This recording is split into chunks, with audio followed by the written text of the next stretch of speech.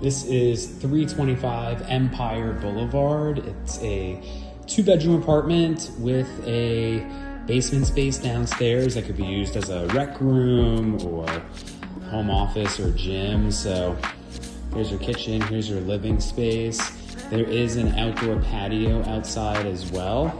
Just gonna show you a couple of these bedrooms over here.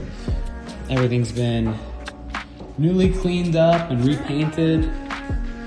Just give you a taste of what's outside over here. Okay, so that's your own patio out here. Okay, so that's bedroom number 1. Taking it back through updated HVAC units. Here is your second bedroom, also quite spacious.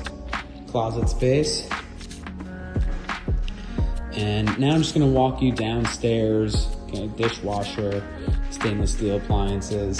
Just gonna walk you down into this larger rec area down here. There is an extra half bathroom, also has been renovated, so here's a feel for what we're working with down here. HVAC, just a lot of extra space. Even though this is technically a 2-bedroom, you can really use this space in a few different ways.